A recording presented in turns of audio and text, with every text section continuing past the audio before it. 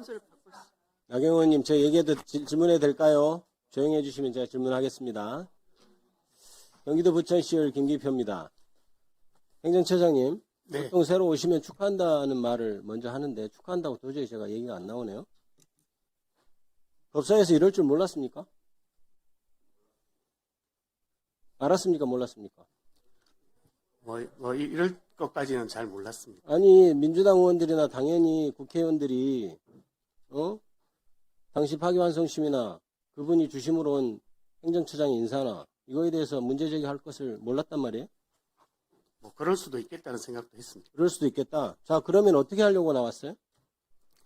무시해도 된다고 생각했습니까? 그렇게 생각하지는 않았습니다. 그러니까 나온 거 아니에요?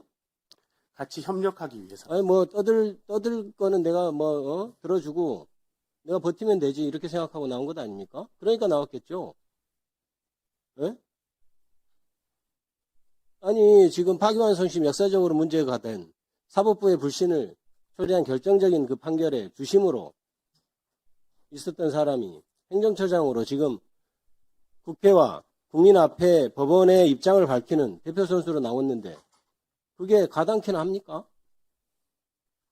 그런데 여기 와서 그러면 조용히 우리가 그 희대의 판결이 문제 있다고 온 국민이 생각하고 있는데 국회의원들이 조용히 넘어갈 거라고 생각했어요? 그러면 오늘만 잘 버티면 그 판결이 정당화되고 행정처장 인사가 정당화되는 겁니까? 그렇게 생각하고 나왔습니까? 예? 법원 행정처장 맡으라고 했을 때 느낌이 어떻던가요? 좋던가요? 내가 법원의 사법부의 2인자가 된다. 드디어 됐구나. 좋던가요?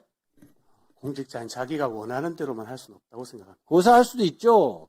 자기가 이 시대의 판결의 주심을 맡아가지고 전 국민적 저항을 일으키고 법관들, 전국에 있는 법관들 자긍심을 한순간에 허물어뜨린 그 장본인 아닙니까?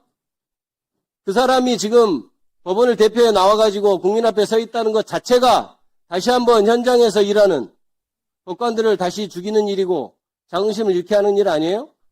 그러면 적어도 주심이었으면 내가 이러이러해서 주심인 관계로 도저히 국민들 앞에 면목이 서지 않습니다. 고사하는 게 맞죠? 이게 국회와 국민을 우롱하는 처사라고 당연히 생각할 수밖에 없죠. 그냥 앉아있으면 그냥 시간 지나면 넘어가겠거니 이게 지금 사법부의 태도예요. 개혁에 대해서도 입장도 마찬가지입니다. 버티다 보면 결국 안 되겠지. 우리를 어떻게 누가 감히 건드리겠어. 이렇게 생각하는 게 지금 사법부 아니에요? 예? 법원 개혁에 동의합니까? 법원이 개혁돼야 된다는데 동의하세요? 예, 사법개혁에 관한 여러 목소리들을 저희도 충분히 알고 있고 저희도 같이 동의하냐고 묻습니다. 동참하려는 생각을 가지고 있습니다. 사법부의 변화를 요구하는 국민들의 목소리가 이토록 큰 이유는 사법부가 국민의 신뢰를 얻는 데 부족함이 있었기 때문일 것이다. 사법 불신의 근본적 원인이 어디에 있는지 밝혀내 고치고 개선해야 한다. 이건 누구 취임사입니까? 누구 취임사예요? 대답 안 하십니까?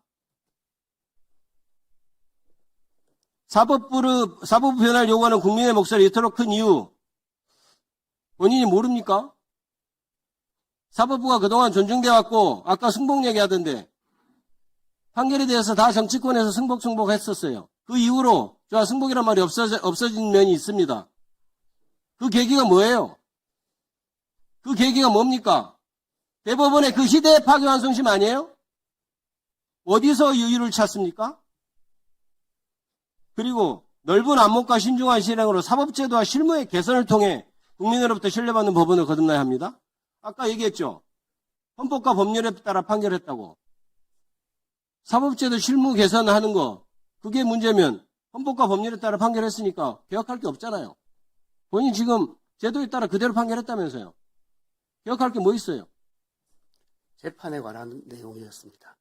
정치적인 목적을 가지고 재판을 할 때 당연히 책 잡힐까봐 아마 절차를 지키려고 노력하겠죠. 정치적 한복판에, 정치 싸움의 한복판에 뛰어든 판결을 합니다. 그 자체가 옳은 겁니까? 헌법과 법률을 지켰다고 정당화되는 거예요? 본인이 와서 지금 헌법과 법률에 따라 재판을 했다고 얘기하는 걸로 다 면죄부가 나오는 겁니까? 그게 지금 대법원 사법부를 대표해서 나온 사람이 대답할 일입니까, 그게? 당장 사퇴하세요. 어디서 여기 와서 답변을 하고 있습니까? 자격이 없어요. 우리 법사위원회에서 성명 냈잖아요. 사법부의 불신, 누구한테 유리하고 불리한 판결을 얘기하는 게 아니에요. 지금까지 건국된 이후에 사법부의 신뢰, 우리가 그것만을 지키고 우리가 사법부의 권위, 그걸 지키려고 노력했는데 한순간에 무너진 게 어떤 겁니까? 그 대법원 판결이에요. 그 대법원 판결 주심을 맡았고 그 대법원 판결 주심 뿐만 아니고 다른 대법관들이 과연 기록을 제대로 받는지에 대해서 국민들은 의구심 갖고 있고 아무도 믿지 않아요. 그런 사람이 지금 행정처장이라고 나와가지고 국회의원과 국민들 앞에서 답변을 하는 게 이게 희대의 부조리한 상황인 겁니다. 희대의 부조리한 상황. 대법원은 도대체, 사법부는 도대체 국민들은 안중에 있습니까?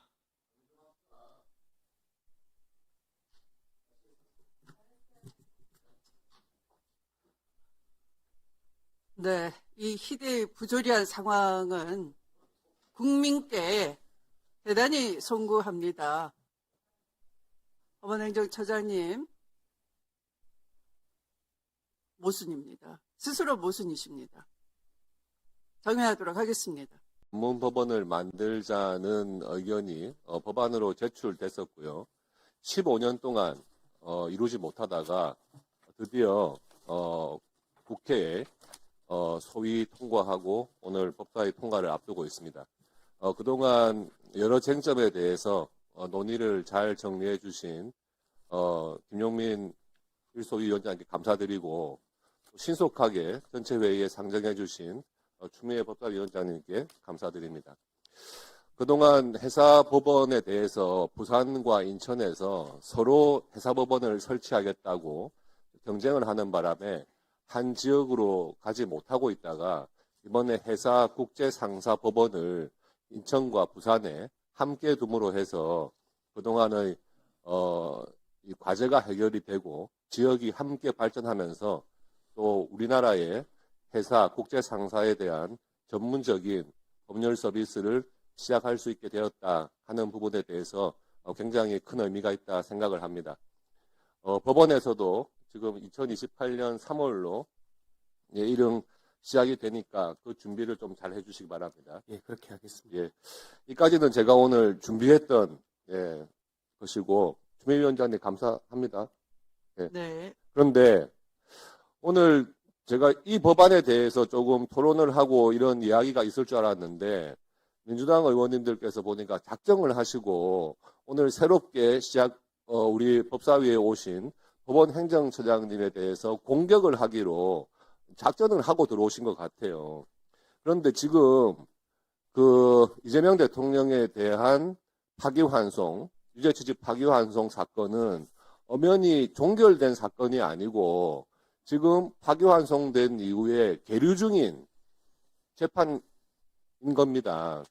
물론 중단은 됐지만 진행 중인 재판인 겁니다. 그리고 쿠팡 사건에 대해서 검사의 외압이 있었냐 하는 그 부분에 대해서 특검 수사가 진행 중에 있습니다.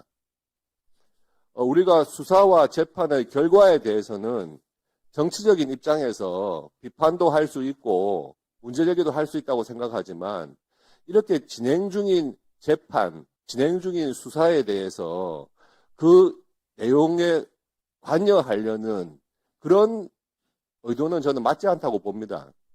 입법부에서 그 사건이 계속 중인 사건에 대해서 주심 대법관이었다는 이유로 반란자라는 표현을 쓰고 또 수사가 계속 중인 사건의 검사에 대해서 아주 인신공격적인 인간 백정이라는 표현을 쓰고 저는 법사위에서 조금 할 수 있는 것과 할 수 없는 것에 대한 원칙적인 좀 구분을 해야 된다고 생각을 합니다. 8만 페이지 기록 다 봤냐고 다 거치시던데 그걸 왜 다 봅니까? 1심 판결문과 2심 판결문 그것이 법리적으로 무슨 문제가 있는지 대법원에서 판단에 필요한 자료만 보면 되는 겁니다.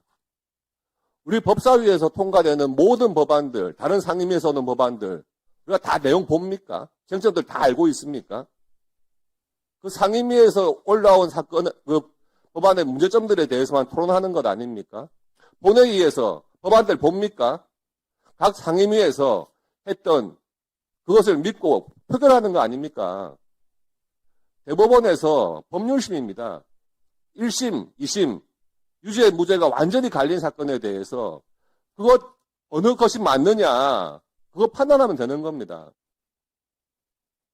그 주심 대법관이었다는 이유로 법원 행정처장에서 사퇴하라? 언제부터 국회가 사법부 인사까지도 좌지우지하려는 기관이 됐습니까? 대통령이 호통친다고 법사위원장도 호통치고, 전 정말 이런 국회의 모습은 맞지 않다고 보여집니다. 수사 결과나 재판 결과에 대해서 얼마든지 비판하십시오. 그렇지만 그 담당했던 법관이나 검사에 대해서 그렇게 인신공격을 하고, 그것은 저는 맞지 않다고 보여집니다. 이상입니다. 네, 다음은 박지원 의원님. 네, 5분 되겠습니다. 법원 행정처장, 네. 차장님. 차장님이 답변하세요. 우선 해사법원이 부산과, 사장님이 어디 계십니까? 실장님. 기조실장님 어디 계십니까? 사장님 안 나오셨어요? 기조실장님 답변하세요.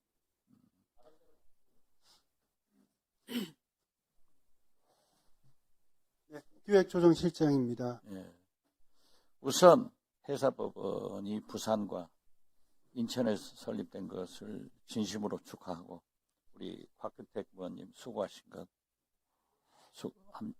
축하합니다. 전라남도, 전라북도, 충청도 이 서해안 지방도 굉장히 많습니다. 그렇기 때문에 저는 전주지방법원이나 광주지방법원이 있는 전주나 광주에 해사법원이 또 설립되기를 좀 검토해 주시기 바랍니다. 네, 해당 부분도 검토하도록 하겠습니다. 네. 재판은 재판장이 운영하죠.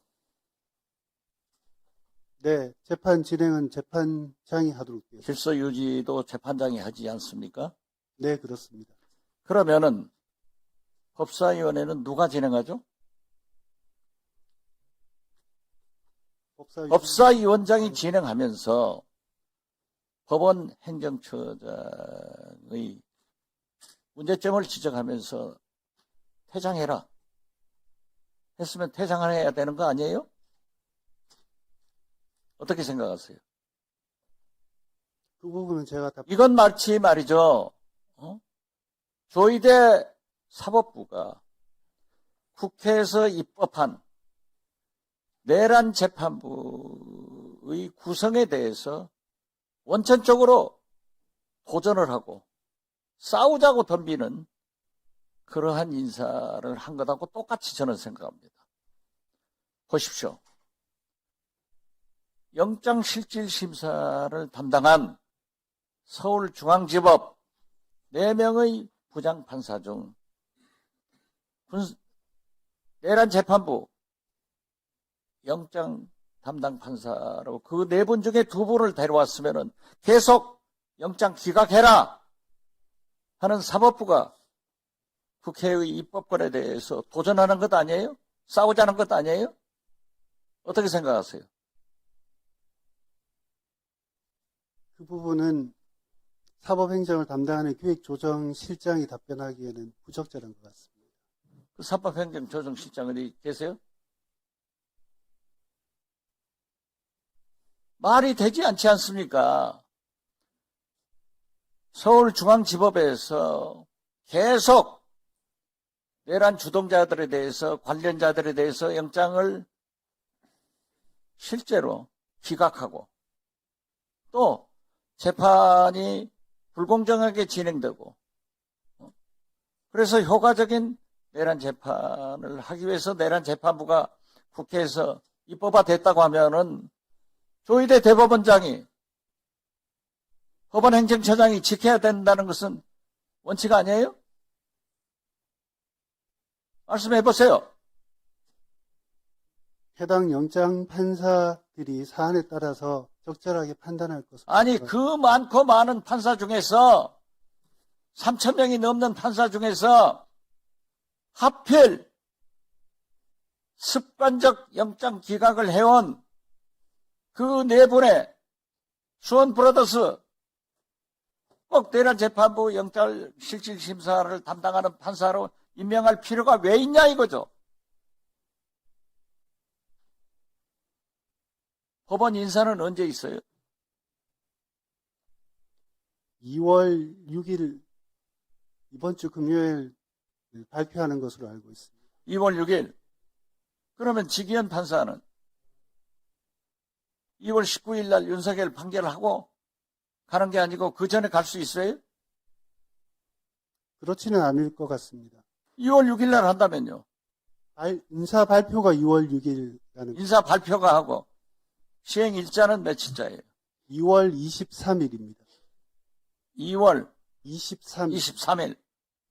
그렇다면은 그 두 분의 내란 재판부로 옮겨온 두 분의 재판장도 인사에 포함되는 사람들이에요? 그 부분은 제가 잘 모르겠습니다. 인사를 담당하지 않아서. 말이 되지 않지 않습니까? 조희대 대법원장도 자기의 권한이 있다고 하면 국회의 입법권도 존중해야 되고 국민의 의견을 반영해야 되는 거예요. 사법부도 국민과 함께 가야지 무슨 당나라에서 왔어요. 화성에서 왔어요. 누가 내란 재판부를 구성했는데 영장 실질심사 담당한 두 분의 부장 판사를 습관적으로 기각해버리면 서울중앙지법 그 사람들 데려왔다 하면은 국회를 무시하는 건 아니에요. 국민을 무시하는 건 아니냐고요. 답변해보세요. 답변 못 하시겠으면 들어가세요. 다음에 또 질문하겠습니다. 네, 수고하셨습니다.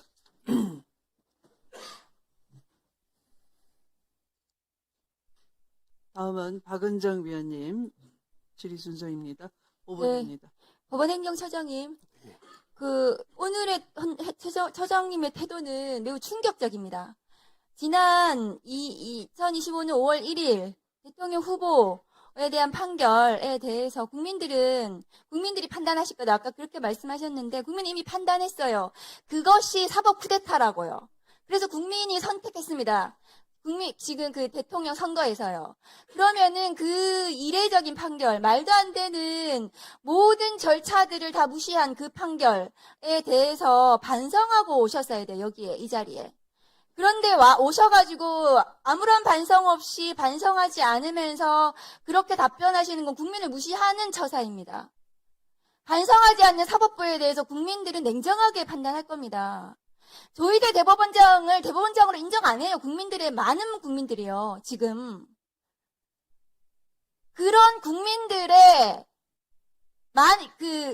분노에 대해서 처장님께서는 지금 그 법원을 대표해서 이 자리에 나와 계신 거잖아요.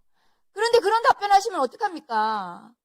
이게 지금 민주당 의원들이라서 지금 분노하는 게 아니에요. 국민들이 분노하는 겁니다. 그래서 지금 국민들하고 싸우시겠다는 겁니까? 그 판결이 얼마나 말도 안 되는 판결이었는지 대통령 후보가 없어질 뻔한 겁니다. 그 후에 국민의힘의 그 우스꽝스러운 그 양상들 보세요. 후보를 바꿔치기 하고 민주당 대통령 후보가 없어졌으면은 저 당에서 누가 됐겠습니까? 그러면은 내란을 옹호하는 그런 대통령 후보가 그 국민의힘에서 나와가지고 이 나라가 어떻게 됐겠습니까? 반성을 하셔야 돼요. 그런데 지금 법원이 지기현 판사가 형사소송법을 정면으로 위반해서 내란 수계를 풀어주더니 우인성 판사는 지금 김건희에 대한 재판에서 공범들에 대한 확정된 판결하고 정면으로 배치되는 판결을 했습니다. 공소시효와 관련해서요. 그리고 나서 또 어제는 충격적인 발언을 하더라고요. 특검법에 6개월 내에 재판을 끝내야 된다는 그 법을 정면으로 본인이 위반하겠다. 특검이 신속하게 재판해달라고 하니까 그런 거 왜 물어보냐. 6개월 내에 재판하지 않아도 되는 겁니다. 우인성 판사는. 특검법이 6개월 내로 재판하도록 되어 있습니다. 그런데 본인이 법을 위반하겠다고 지금 당당하게 얘기하고 있어요. 법원행정처장님이 판사들을 행정처에서 그런 문제점에 대해서 조치를 하셔야 됩니다. 행정처에서 그렇게 하는 거 아닙니까? 이 법을 위반하는 판사들에 대해서 법원행정처에서 제대로 된 조치하시기 바랍니다. 법무부 장관님. 예. 검찰개혁 법안 진행 상황에 대해서 제가 간단하게 물어보겠습니다. 네. 정부안이 지금 제출이 된다고 하셨고 조직법으로 공소청법, 중수청법 먼저 통과하신다고 하겠다고 했는데 공소청의 검사가 수사권을 가지는지는 굉장히 중요한 거고 그러한 권한의 유무가 확정이 돼야 조직이 나오는 겁니다. 그 형사소송법의 수사권에 관한 규정이 먼저 논의가 돼야 되는 겁니다. 그래야 조직이 나오고 인력이 나오고 예산이 나오고 배치가 나오는 거지 조직법만 덜렁 통과시키고 수사권은 나중에 어떻게 되는지 나중에 논의하겠다는 건 그것은 앞뒤가 잘못된 것이고요. 화면 올려주세요. 최근에 대통령 신년 기자회견에서 공소시효 이틀 남겨두고 송치하는 경우에 예외적 보안 수사권에 대해서 말씀을 하셔서 수사 준칙이라는 게 있습니다. 검경 상호 협력에 관한 준칙에 공소시효 어떻게 검경이 협력하는지 규정이 되어 있어요. 검찰에서 공소시효 이틀 남겨두고 송치하는 사례가 없어요, 실무적으로. 제가 있냐고 물어봤더니 검찰이 자료가 없다고 했습니다. 저한테 자료 못 내놓고 있습니다. 그런데 대통령이 저렇게 말씀하셔서 그런 사례가 설사 있다 하더라도 저렇게 협력해서 실무적으로 처리하고 있습니다. 다음 보여주세요. 보안 수사 요구를 하는 경우에 추안이라는 제도가 있습니다. 다음 거 보여주세요. 추안이라는 건 뭐냐 하면 저렇게 기록이 왔다 갔다 하지 않고 기록이 검찰에 있는 상태에서 킥스 통해가지고 저 별지 추안 요구서에 따라서 공소시효 만일에 이틀 남겨둔 사건이 만일에 있더라도 저 추안 요구서에 검사가 질의서를 붙여서 그대로 킥스로 내보내면은 경찰이 수사해서 몇 시간 내로 보내줄 수 있습니다. 경찰이 저 사건을 기소하겠다고 보냈기 때문에 저 수사를 경찰이 제일 잘하는 거예요. 피의자 참고인 연락도 훨씬 더 많이 경찰이 제대로 할 수 있습니다. 그러니까 공소시효와 관련해서 임박해서 송치하는 사건은 추안이라는 제도로 충분히 해결이 가능하다. 저런 해결, 1분만 더 주십시오. 저 추안 제도에 대해서 검사들이 지금도 하고 있습니다. 그러면 공소시효 임박하는 사건에 대해서 검사들이 그런 사례도 없지만 그런 보안 수사권이 반드시 검사가 행사하지 않더라도 해결할 수 있는 해결책이 있습니다. 그런데 장관님께서 그 자리에 앉으셔가지고 검사의 보안 수사권을 행사해야 되는 이유로 공소시효 임박 사건을 말씀하시면 안 되고 수사기소 분리라는 검찰 개혁 법안을 통과시키는 데 있어서 그러면 제도적으로 무엇을 보완해야 되는지를 개혁적인 검사 인사를 통해서 개혁적인 검사들하고 그 제도적인 보완책을 장관님께서 마련하셔야 됩니다. 장관님께서 검사들을 대변하라고 그 자리에 계시는 게 아니고요. 개혁적인 검찰 개혁에 대해서 제도적으로 무엇이 필요한지 저런 문제에 대해서 어떻게 해결할 것인지를 장관님께서 해결책을 마련해서 국민들께 설명하셔야 되는 겁니다. 민주 진보 진영의 시민들은 우리가 가장 사랑했던 대통령을 검찰 수사로 잃었던 슬픔이 있습니다. 그 상실감을 언제나 기억하시고 검찰 개혁에 대해서 책임감 있게 해주셨으면 좋겠습니다. 예, 의원님 좋은 말씀 감사드리고요.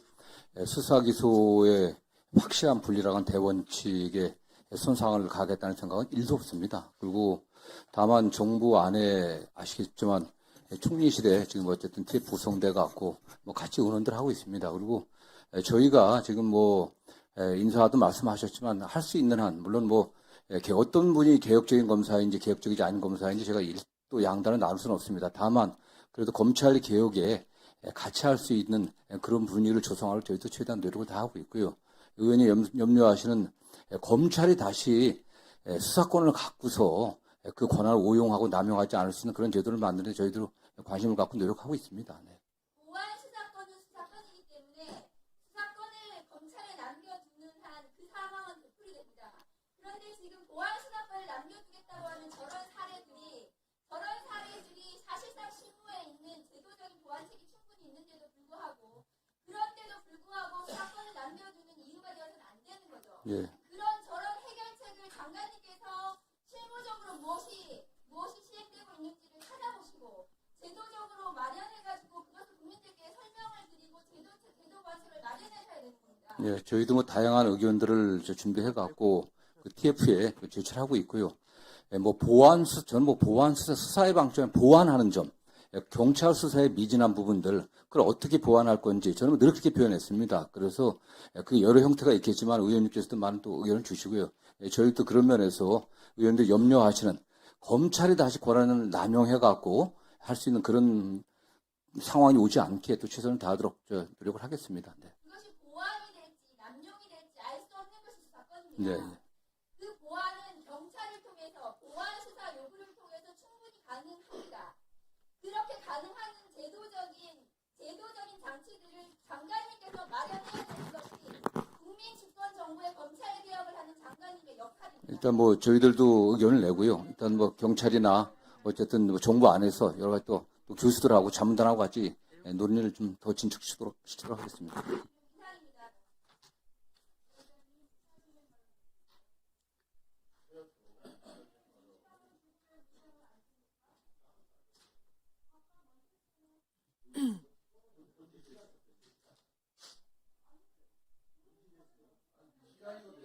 자, 박균택 위원님.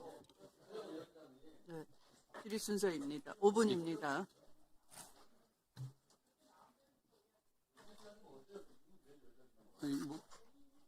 조용히 해주시기 바랍니다.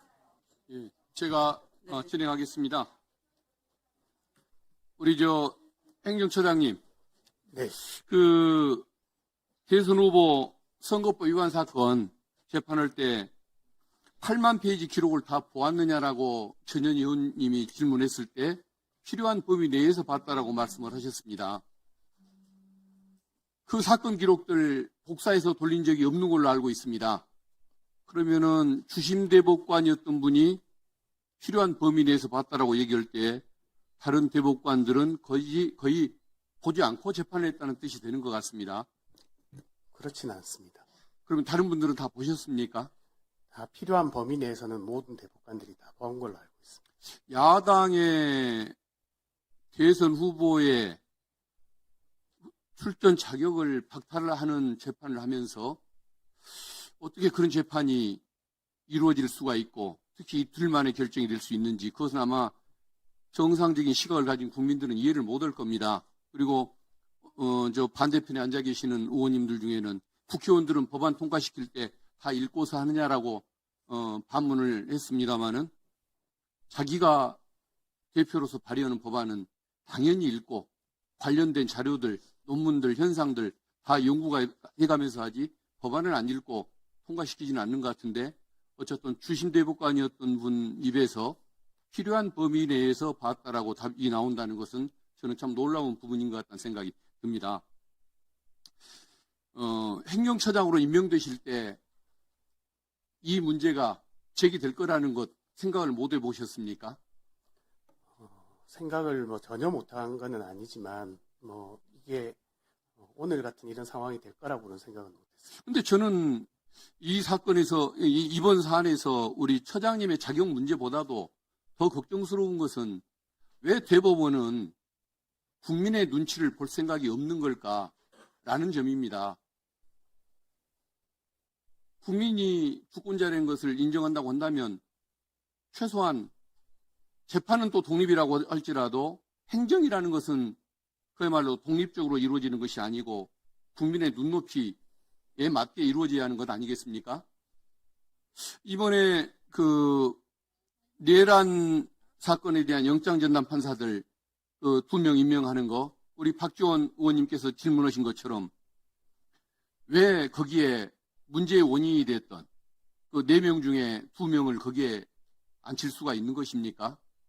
그 4명의 판사들이 문제를 일으켰기 때문에 내란 전담 재판부 영장 전담 판사 제도가 도입이 된 건데 그 자리에 그 문제의 원인이 된 판사들 2명을 앉혔다라는 것.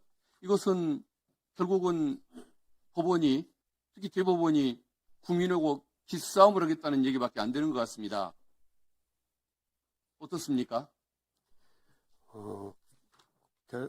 저도 정확한 경위를 알지는 못합니다만 제가 아는 범위 내에서는 지금 2월 23일에 법관 정기 인사가 있습니다. 그때까지 임시적으로 담당할 이제 영장 전담 판사를 지정하는 문제에 있어서 기존에 그렇더라도 담당하던 네 이게 분 중에 아마 이렇게 그래도 이게 결정했- 국민적으로 네. 그래도 이게 국민적인 분위기를 생각한다고 한다면 미리 그 법원에 위임돼 있을 법관들 중에서 적절한 인물들을 골랐던 것도 저는 방법이었을 것 같은데 어쨌든 법원은 국민의 어떤 시선보다는 내 편이 우리의 시각대로 한다는 그런 마인드를 가지고 있다는 것, 이게 가장 큰 문제라는 생각을 해봅니다. 어쨌든 우리 처장님의 임명 문제나 영장 전담 판사의 임명 문제나 이런 것들이 어떤 사법개혁 논의를 더 촉발하는 문제가 될 거라는 점, 여기에 대해서는 각오를 할 수밖에 없는 그런 부분이 있는 것 같습니다. 어쨌든 2월 23일 이후에 어떤 인사 이동이 있고 나면 영장 전담 재판부가 새로 구성이 될 거 아닙니까? 그때는 정말 그 수원 브라더스 법관 같은 사람들이 중앙지법 영장 전담 재판부나 내란 사건 영장 전담 법관으로 배치되는 일이 없도록 정말 각별히 유의 좀 해주셨으면 좋겠습니다. 그 내란 전담 재판부 특별법에 법관 사무분담위원회에서 아마 결정하게 돼 있는 걸로 알고 있습니다. 거기 절차에 그러니까 따르도록 좀 진행되도록- 제발 네. 좀 정상적인 결정을 하도록 좀 분위기를 만들어 달라고 제가 말씀을 드리는 겁니다. 그리고 제가 이제 구속영장 심사에 국민들이 참여하는 그 법안을 발의를 했습니다. 영장에 대한 배심제도, 참심제도이겠죠. 이게 추진되는 일이 없도록 정말 정상적인 영장 심사가 이루어지기를 기대하겠습니다. 네, 수고하셨습니다. 저도 그까지는 정확하게 파악을 못했습니다. 근데 지금까지의 관례에 따르면 영장 전담 법관은 1년 사무분담 1년 원칙을 지금 지키고 있는 모양입니다. 그러니까 1년이 되면 바꾸고 그래서 지금 이제 기존에 계시는 분들은 2월 23일자에 바뀌는 것이 관례에 따른 것인 모양입니다. 이제 2월 하순이 되면 1년이 되는 모양입니다. 아닙니다. 1년 사무분담 원칙입니다.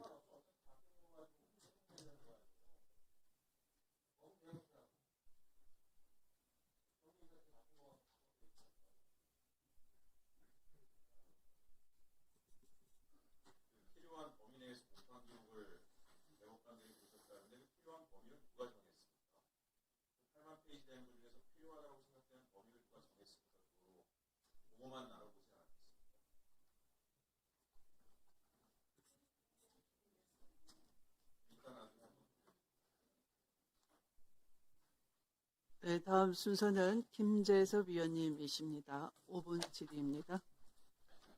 예, 법원행정처장님 축하드리고요. 첫날 고생 많으십니다. 근데 앞서서 이제 민주당 의원님들께서 지적을 해주실 때에 이재명 대통령 관련 재판에서 국민의 눈높이 이런 말씀 많이 하시는데 사실 우리가 법과 양심 그리고 헌법과 법률에 의해서 재판하는 것이 국민의 눈높이에 맞춰서 재판하는 건 아니지 않습니까? 거기에 대해서는 왜 명백하게 선을 긋고 말씀하시는 게 저는 맞다고 생각하는데 아닙니까? 물론 국민의 눈높이를 무시하자는 게 아니라 당연히 제일 원칙은 헌법과 법률인 것이고 그거는 처장님께서도 직접 말씀하셨듯이 헌법과 법률에 맞춰서 그 재판하셨다고 이야기하신 거 아닙니까? 왜 거기에 대해서 당당하게 말씀하지 않으십니까? 그리고 앞서서 의원님들이 7만 페이지, 8만 페이지 필요한 범위 이런 논란들이 좀 있는데 제가 다시 돌아가서 좀 말씀을 드려보겠습니다. 만약에 그 시간으로 다시 돌아가서 7만 페이지 꼼꼼하게 읽었다고 하면 재판의 결과 내용이 달라집니까? 상고심 재판은 법률심입니다. 그래서 사실관계에 대해서는 원칙적으로 판단하지 않을 뿐더러 이 사건은 1심과 2심의 사실 인정이 대차가 없습니다. 동일한 사실관계를 기초로 법리 판단이 달랐던 거기 때문에 어떤 법리 판단을 따르면 되느냐가 상고심의 심판 대상이었습니다. 그 범위 내에서 봤다는 거예요. 그럼 다시 돌아가서 7만 페이지를 꼼꼼하게 다 읽고 재판을 하신다고 하더라도 하나도 빠짐없이 모든 글자를 1.1획도 빠지지 않고 다 읽는다고 하더라도 재판 결과는 달라지지 않는다고 제가 이해해도 되겠습니까? 제가 뭐 가정적인 답변을 드리기는 좀 아니, 어려운 뭐 저는 그렇게 충분히 이해가 됩니다. 그러면 뭐가 문제입니까? 지금 절차상에서? 지금 파기환송심이 7만 페이지가 안 읽어서 그것이 재판 결과를 바꿀 수 있다라고 한다 그러면 저는 그건 문제가 될 수 있는데 소장님 말씀하신 대로 7만 페이지를 꼼꼼하게 다 읽어도 결과가 바뀌지 않고 거기에 대해서 판결을 내렸다 그러면 그게 지금 왜 문제가 되는 거야, 절차상으로? 재판을 빨리 하는 게 문제입니까?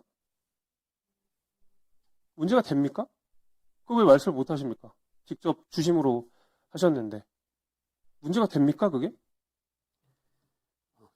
아까 말씀드린 내용을 그대로 반복할 수 그러니까 저는 우리 법사위에서 재판 결과에 대해서 뭐 이러쿵저러쿵 이야기할 수 있지만 의원님들께서 이렇게 여전히 진행 중인 재판에 대해서 사실상 결과를 바꿀 수도 있을 법한 정도의 압박을 넣는 것은 저는 입법부로서는 해서는 안 되는 거라고 생각을 하고 뭐 조희대 사법부 이런 얘기를 하시지만 그 조희대 사법부에서 이재명 대통령에 대한 재판 중지도 결정한 거 아닙니까? 사실 저희도 그거 못마땅하게 그때 많이 이야기했거든요. 어떻게 고법 판사가 헌법 84조라고 하는 것을 인용해가지고 사상 초유의 사건을 이렇게 임의적으로 결정할 수 있느냐에 대해서 저희 불만 많거든요. 그건 조희대 사법부에서 이루어진 결정 아닙니까? 대답 한번 해주십시오. 예, 그거는 고등법원 재판부에서 결정한 것으로. 아니 그러니까요. 그게 조희대 사법부 안에 들어가 있지 않는 거냐고요. 마찬가지 아닙니까? 그거 가지고 우리가 지금 이 자리에는 없으신 분이겠지만 혹여 어떤 자리에 간다 한들 우리가 그 사건을 가지고 그 자리에서 나가라 마라 이렇게 하진 않지 않습니까? 그건 사법부의 독립을 훼손하는 거 아닙니까? 행정처장이고 법원 행정의 수장으로서 법원의 독립성을 지키기 위해서라고 그러면 적어도 그 정도는 처장님께서도 말씀해 주시고 방어하시는 게 맞다고 저는 생각합니다. 그냥 물러서지 마시고요. 법원의 독립이라고 하는 건 굉장히 중요한 가치 아닙니까? 법사에서 어떻게 하든지 간에 어쨌든 재판관은 헌법과 법률에 의해서 재판하게 되어 있는 것이고 그걸 거기다 따랐다 그러면 그게 뭐가 문제입니까? 왜 거기에 대해서 대답을 제대로 안 하십니까? 저는 그게 답답해서 제가 말씀을 드리는 겁니다.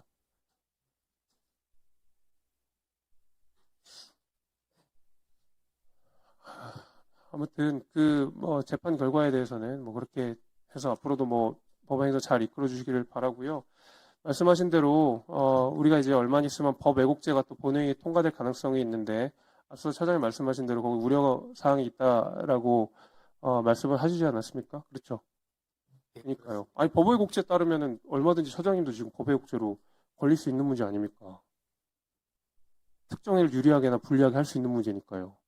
그러니까 그 부분에 대해서도 좀 우리 법원행정처에서 잘 해준 특히 이제 법무부에서 그 점은 아직 우리가 본회의가 안 됐으니까 그 부분은 좀 우리가 국회랑 좀 상의를 하셔서 그 부분만큼 좀 밀어주시는 게 맞지 않나 저는 이렇게 생각합니다. 그래서 제가 드리고 싶은 말씀은 그거고요. 첫날부터 고생은 많으신데 사법부의 독립은 민주주의 근간입니다. 그거 잘 지켜주시기를 부탁드립니다. 이상합니다.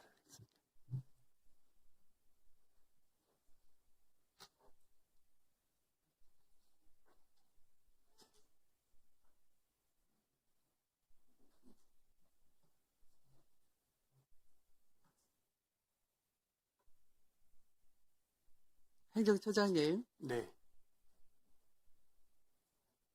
아까 김기표 의원께서 희대의 부조리라고 말씀하셨는데요. 제가 도저히 행정처장님과 함께 이 논의하는 자리를 가지기가 어렵다라는 생각이 그 순간에 들었습니다. 아무 느낌이 없으신 것 같네요. 그 정회의 시간 동안.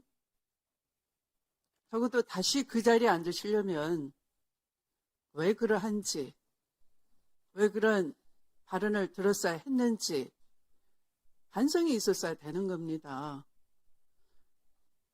그 자리에 지금 물려받으신 거예요.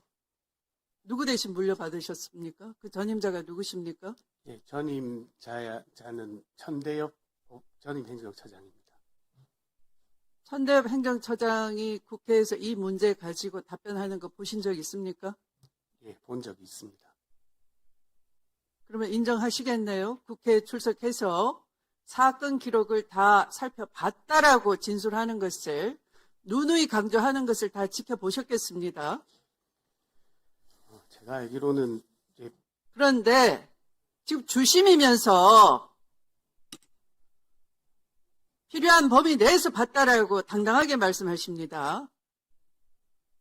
어떤 기준으로 누가 그 유무죄가 극명하게 갈리는 사건을 번개같이 필요한 범위 내에서 자의적으로 보는 권한이 어디 있단 말입니까? 그것이 사법부 독립입니까? 그러니까 이것만으로도 모순이라는 겁니다. 스스로 모순을 자인하시는 겁니다. 주심이 나오셔가지고 전임자가 사건 기록 다 봤다라고 강조하고 누누이 위증을 했는데도 불구하고 주심이 나와서 나는 당당하게 헌법과 법률에 따랐고 필요한 범위 내에서 봤다. 그래 뭐 그러시는 거예요. 그래서 국민들께서 이해하시겠습니까? 그 판결 다시 한번 들여다보십시오. 이재명 성남시장은 아니라고 하는데도 아니라는 인식, 모른다는 인식을 믿어주지 않기 위해서 당신 정도면 공인이고 국민 눈높이에서 맞지 않는 말을 하는 것이다 라고 인용을 하셨어요. 그런데 국민 눈높이가 판결의 기준이 아니라고요? 대법원 판결문에는 국민 눈높이에 당신은 유죄야 그렇게 파기환송을 하시고 이제 와서 국민 눈높이는 판결의 기준이 판단의 기준이 아니라고요? 거짓말 하시는 거잖아요. 왜 계속 거짓말 하시겠습니까?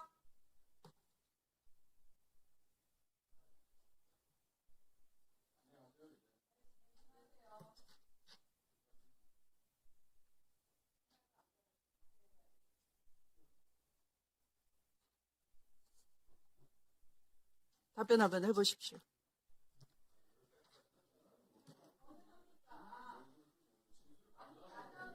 위원장이 물었습니다. 답변해보세요. 답변하세요. 답변해요. 위원장이에요. 위원장이 해도 너무하잖아요. 박지원 의원님에 대해서 우리가 얘기했더니 이사진행 거를 신청자는 박지원 의원한테 신청받아라고 신청은 안 했어요. 여기 보시세요. 다시 나빠로 쳤네. 함부로 말하지 마세요. 함부로 말하면 언제 신청받아 했어요? 하고 있습니다. 지금 답변 기다리고 있습니다. 여러분들께서 답변을 못 듣게 지금 방해를 하시는 것이지. 조용히 하세요. 답변하십시오. 예, 위원장님 우려와 걱정을 저도 공감합니다. 조금 전에 이제 그 판결의 기준이 국민의 눈높이가 아니라고 제가 거짓말을 했다고 말씀하시는 것에 대해서 그래도 제가 말씀을 드려야 될 것 같은데 제가 그런 말씀을 드린 적은 없습니다.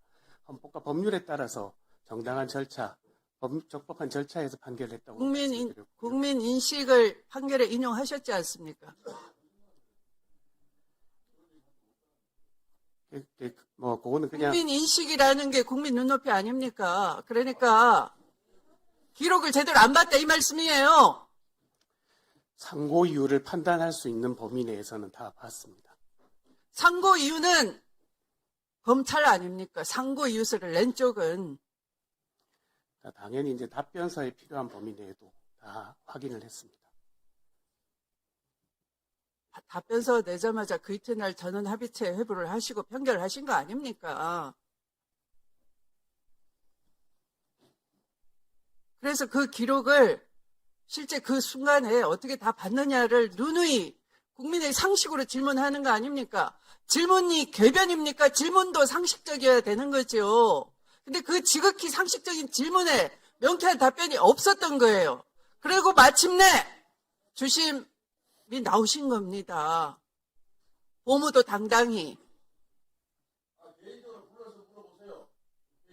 그러니까 국민과 맞짱을 뜨자는 거냐라고 하시는 겁니다. 위원님들께서.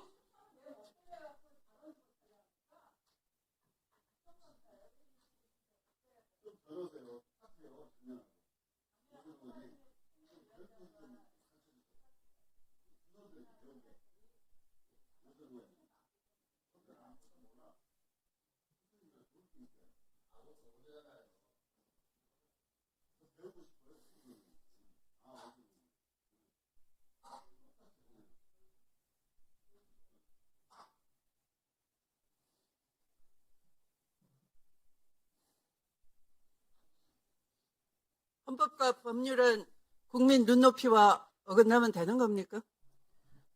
그래서 다시 말씀드리자면 재판을 함에 있어서도 국민들이 어떻게 받아들이실지 같은 것들도 다 모든 것은 아니지만 고려의 대상이 될 수 있다는 것은 제가 말씀드릴 수 있을 것 같습니다. 이성윤 의원님 순서입니다. 이성윤 의원님 순서입니다. 예. 네. 예, 전주울 출신 이성윤입니다. 먼저 제가 2024년 6월에 전주 가정법원 설치법을 제가 발의하고 20개월이 지난 어제 드디어 전주 가정법원 설치법이 통과가 됐습니다. 전주에는 정말 제대로 사법 서비스를 받지 못하고 특히 가정법원이 없어서 전주 시민들이 전북 도민들이 겪는 어려움은 굉장히 컸었습니다. 선거 이후에 2년 동안 꾸준히 가정법원 설치를 요청해왔고 특별히 전주 가정법원 유치 특별위원회가 있어가지고 이 시민들께서 우리 존경하는 추미애 위원장을 만나 뵙고 조속히 가정법원이 설치될 수 있도록 요청까지 했습니다. 그 결과 위원장님 그리고 우리 일소의 간사님께서 적극 협조해 주셔서 어제 법안 일소위 통과를 했고 드디어 이제 전주 시민과 전북 도민들께서 바라는 가정법원 설치 소식을 들려드릴 수 있어서 참으로 감개무량합니다. 하루빨리 우리 본회의에서도 가정법원 설치법이 통과돼서 우리 170만 전북 도민과 62만 전주 시민들이 양질의 사법 서비스를 받을 수 있도록 했으면 좋겠습니다. 법원행정처장님, 네. 정말 실망입니다. 저는 처장님이 처음 나와가지고 제가 5월 1일 조희대 파기환송 판결의 주심으로서 국민들께 송구하다라고 말할 줄 알았어요. 말 끝마다 헌법과 법률에 따라 재판을 했다. 그래서 꺼리낌이 없다 말씀하시는데 처장님, 헌법 103조가 어떻게 되는지 아십니까? 말씀해보세요. 말씀해보세요. 헌법 규정을 외우고 있지는 못해 찾아보겠습니다. 뭘 찾습니까? 법관은 헌법과 법률에 따라서 법률에 의해 그 양심에 따라 재판한다. 이렇게 돼 있어요. 심판한다. 중요한 것은 그 양심입니다. 양심. 예? 법관들이 가장 부끄러운 판결로 꼽는 것이 뭔지 아십니까? 인혁당 사건입니다. 인혁당 사건. 1975년 4월 8일 날 수천 페이지에 달하는 사건을 대법원에서 한 하루 만에 선고를 하고 그 다음날 8명을 사형 집행을 해요. 아십니까? 이 사건 들어본 적이 있습니다. 그 판결도 헌법과 법률에 따라서 한 것입니까? 아닙니까? 제가 담당했던 사건이 아니라서 말씀드리긴 어려울 것 같습니다. 아니, 그것도 답변을 못해요? 1975년 4월 8일 인혁당 사건 판결도 헌법과 법률에 따른 판결입니까? 아닙니까? 담당한 사건이 아니라 모른다고요? 그런 태도가 문제입니다.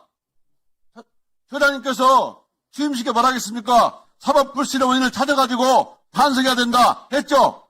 사법 불신의 원인이 뭡니까? 아직도 못 찾았어요? 사법 불신의 원인은 바로 조희대 대법원장입니다. 오늘 보니까 처장님을 임명한 이유가 설명이 돼요. 조희대는 5월 1일에 사법구태타를 일으켰고 그 사법구태타를 국민들이 내란을 일으킨 걸 본 겁니다. 그러니까 처장님을 사법구태타 주심으로 임명했고 그 주심을 다시 법원행정처에 보내서 내란 주요인물 종사자로 임명한 거예요. 그러니까 말씀 못 들은 것이에요. 양심에 따라 했다고. 부끄러운지 아십시오. 왜냐하면요. 판결이라는 게 국민들 눈높이라고 말씀하시는데 양심에 따라 해야 됩니다. 예? 정말 양심에 따라 판결했습니까? 그리고요. 재판 기록 반내 안 맞네 말씀하시는데 정말 거기서 대답하면 안 돼요. 국민들은 1년에 대법원에서 4만 건 하죠. 1인당 3,400건 재판하지 않습니까? 모든 국민들은 법원에서 내가 낸 기록 다 읽어버리지 않아요. 그런데 당신들이 뭔데? 편의적으로 사건 일부만, 기록 일부만 뽑아서 봅니까? 그러니까 불신 받는 거예요. 국민들한테는 기록을 다 분석해야 돼요. 그리고 다 봐야 맞고. 국민들은 뭡니까? 대법원은 적어도, 대법원에서는 내 기록을 다 봐줄 거라고 생각하는 거 아닙니까?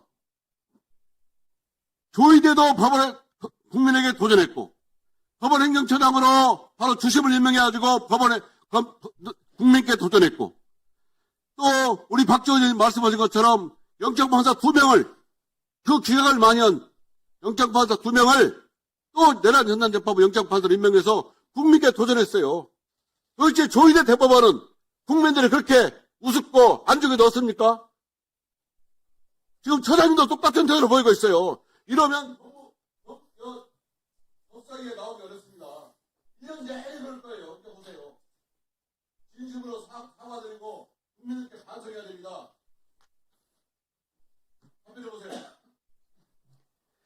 그래서 좀 전에 제가 답변 드린 것 같습니다. 더 다른 답변 드릴 건 없습니다.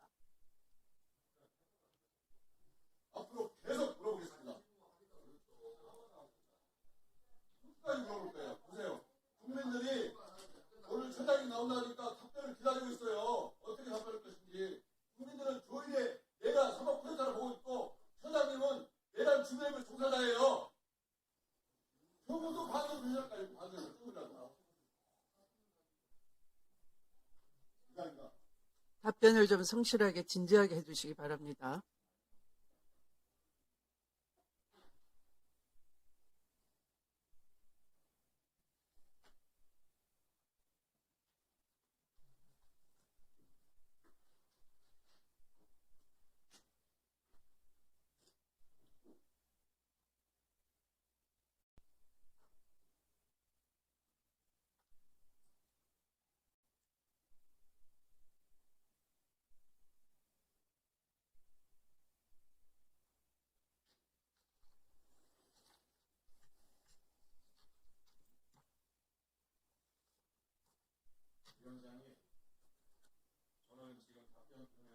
아니, 발언권 드리지 않았습니다. 네. 아마 대법원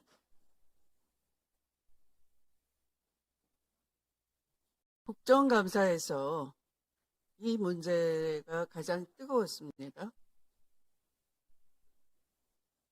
기록을 받는지 안 받는지가 온 국민의 관심사였습니다. 그냥 의원들의 반복된 질문이 아니에요.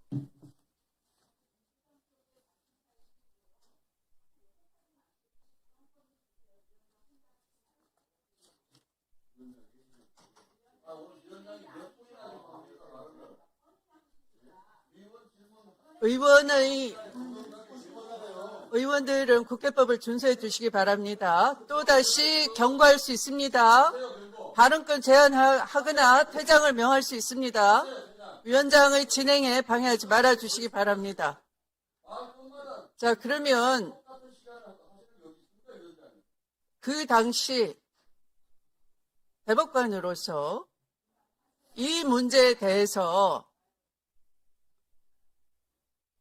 관심이 없었다면 첫 번째는 기록을 다 안 봤다는 것. 두 번째는 후에 심리가 생략됐거나 전원합의체 회부할 수 있는 여러 가지 사유가 있는데 그 사유에 해당되지 않는다는 것에 대한 회부권의 남용이 지적됐습니다. 두 번째는 전원합의 기일이 10일 전 지정하도록 돼 있는 내부 규정도 어겼습니다. 기일 지정 운영 원칙 및 관행을 다 파괴했습니다. 재판연구관 보고 생략 의혹도 제기됐었습니다. 사건을 접수해서 이 해당된 데 올리면 그것을 공문으로 기록이 어디 있는지 기록의 소재를 명확하게 관리하게 돼 있는데도 불구하고 그에 관한 사건 기록 관련 공문서가 허위로 작성된 것을 국정감사에서 제가 발견했습니다. 여기에 대해서 뚜렷한 답변을 그 누구로부터도 듣지를 못한 채 다시 주인공이 등장을 하셨어요. 어떻게 해야 되겠습니까? 답을 들어야 되지 않겠습니까? 그런데 위원들이 질문할 때마다 그러면 종전과 같으니까 나는 헌법과 법률에 따라서 했고 드릴 말씀이 없습니다가 답변이 말이 되는 겁니까?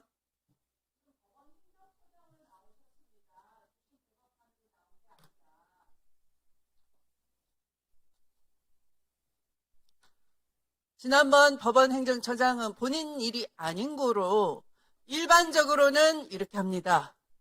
일반적으로는 그렇습니다. 일반론을 얘기하셨어요. 그게 깨진 겁니다. 왜? 본인이 나왔기 때문에 일반론이 이제 일반론으로 피할 수가 없게 된 거예요. 국민의 궁금증에 답변을 하셔야 되는 겁니다. 아니면 사법부가 파탄나는 겁니다. 신뢰가 없기 때문에, 신뢰가 무너졌기 때문에. 신뢰 위에 사법부가 있는 것이지 신뢰를 스스로 허물어버리고 무슨 사법 독립이 있는 것입니까?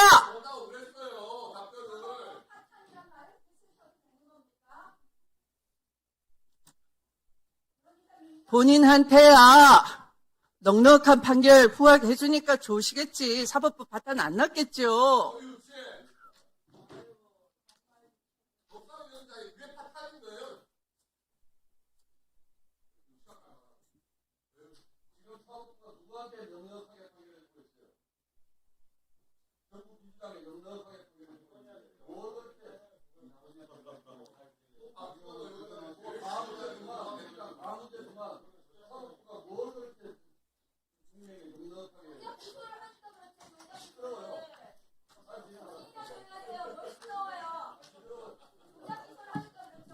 조작 기소와 한 편이니까 모르는 거예요, 사실.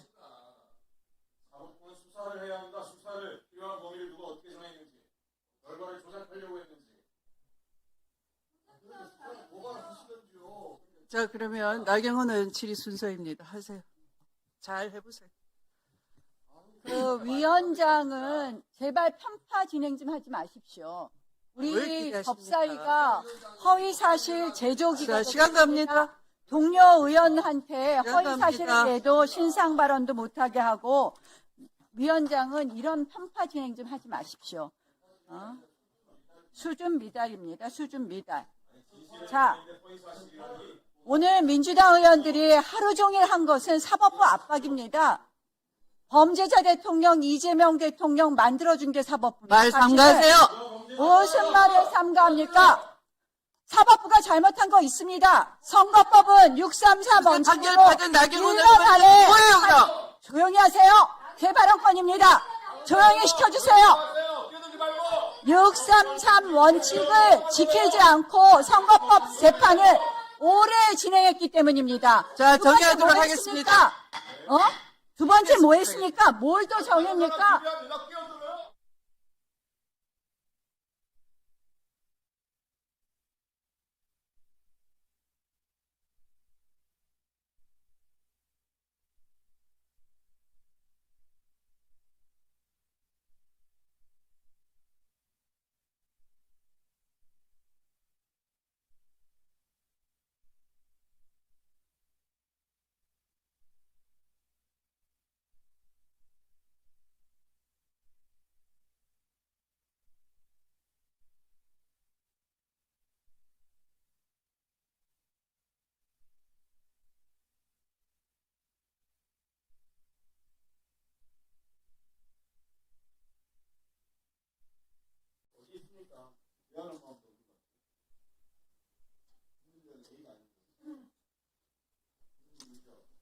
네, 그러면 서영교 의원님 질의하시겠습니까? 네, 5분입니다.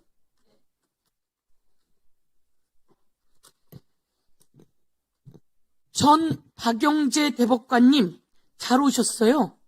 꼭 묻고 싶었어요. 오늘 이 자리에. 자, 사건 기록을 볼 수 있는 것으로 되어 있습니다. 배당되어서 보기 전에 사건 기록을 볼 수 있는 것으로 되어 있습니다. 이렇게 되어 있죠? 사건 기록을 볼 수 있는 것으로 되어 있다. 이건 어디에 나와 있어요? 전자기록은 말할 것도 없고, 그 다음 종이기록도 대법관이 원하면 사건이 접수되는 순간 볼 수 있는 것으로 알고 있습니다. 알고 있죠? 그러면 본인이 원해서 자기에게 배당되기 전에 본 적 있어요, 없어요? 저한테 배당되기 전에 본 적 있어요, 없어요? 본 적 있어요, 없어요? 본 적이 있습니다. 어떤 걸 본 적 있어요? 어떤 예를? 사실은 이제 아까 제가 말씀드렸다시피 거짓말 하시면 안 돼요? 상고 이후의 당부의 판단에 필요한 범위 내에서 이제 기록을 대법관들이 본 것으로 자기 기록이 아닌데도 보아요? 볼 수 있습니다.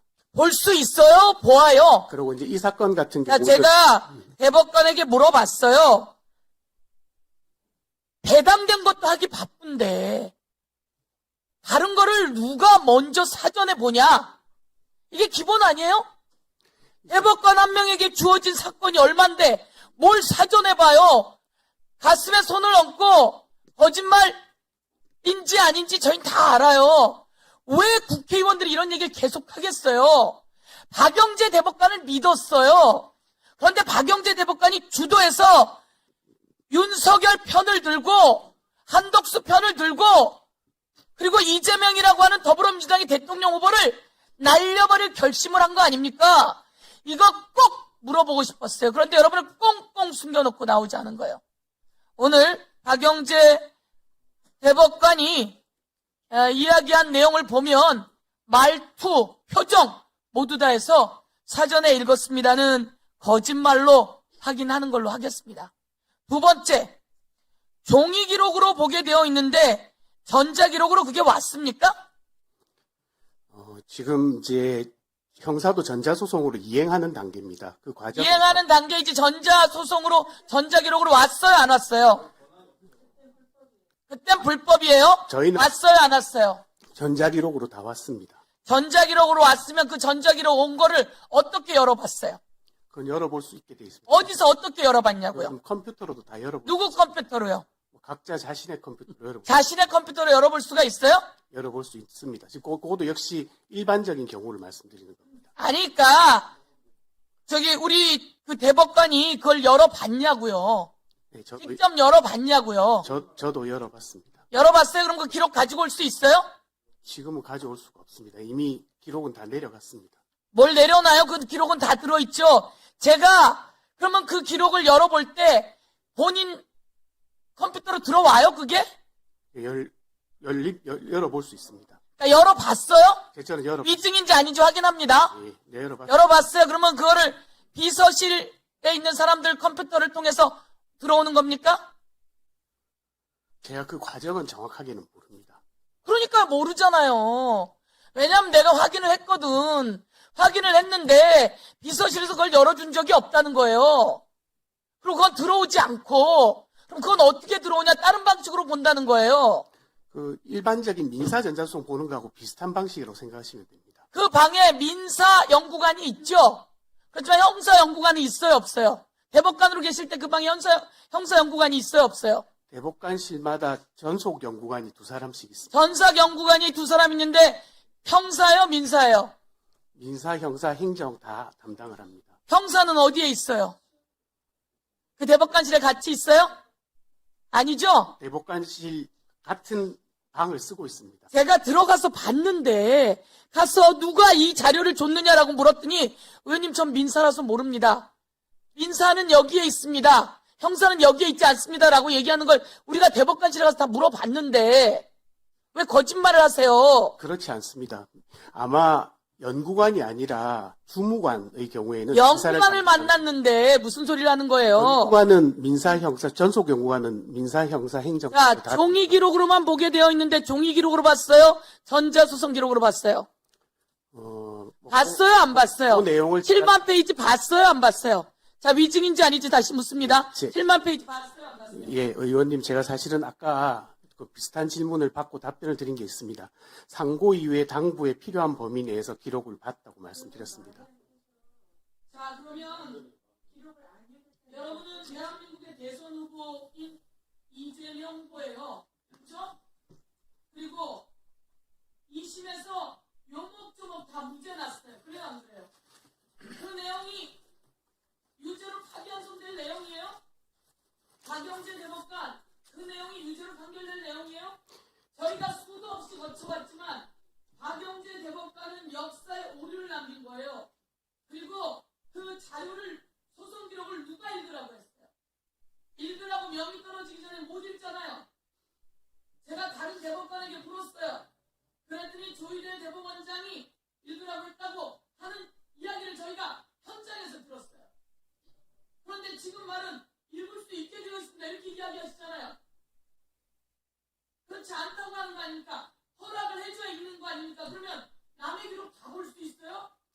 대법관은 일단 사건이 접수되면 기록을 열람할 수 있습니다. 열람할 수 있는데 열람을 스스로 가서 눌러서 열었어요? 박영재 대법관이 그걸 스스로 열람해서 열 수 있는 그런 상황이에요? 아니면 비서실이 해줘요? 물론 제가 직접 전자기록은 직접 눌러서 열어서 볼 수 있고요. 기록은 제가 가져와서 볼 수가 있습니다. 그러니까 전자기록을 직접 눌러서 열어서 봤다 이거예요? 열어서 받고 열어서 볼 수가 있게 돼 있습니다. 열어서 봤다 이거예요? 제가 다시 말씀드리지만 여기서 더 말씀드리는 건 구체적인 내용은 구체적인 내용을 해야 더 이상 이야기 안 하고 끝날 거 아닙니까? 여러분 재판할 때 구체적인 내용 내놓으라고 하지 않습니까? 그거하고는 좀 재판할 때 적당히 듣고 끝냅니까? 지금 법률에 의하면 합의의 과정과 절차 내용은 공개하지 않도록 되어 있습니다. 대한민국이 합의를 이틀 만에 했다는 걸 다 봤는데 이틀 만에 찬반 투표를 했다는 걸 다 들었는데 그걸 어떻게 공개를 안 해요? 대한민국 사람이 누가 그걸 믿겠습니까? 지금 이제 말씀드리자면 이 사건은 전압 심리기일이 정해지기 전에 사건 접수와 동시에 판결에도 나와 있습니다. 접수와 동시에 빠른 시간 내에 대법관들이 1심, 2심 판결문과 상고이유서 접수되자마자 상고이유서 다 검토를 하고 그러니까 있습니다. 여러분이 잘못한 거죠. 그러니까 여러분이 오버한 거죠. 여러분이 절차를 지키지 않은 거잖아요. 다른 때도 그렇게 해요? 실제로 예전에 국정농단 사건 그리고 이제 원세훈 사건의 경우에는 접수하자마자 전 대법관이 전원합의 심리를 전제로 기록을 본 것으로 알고 있습니다. 그렇게 알고 있는 거고 이건 대선을 앞두고 있는 거 아니에요? 예, 대선을 앞두고 있는 거고 이심에서 다 무죄 나온 거 아니에요?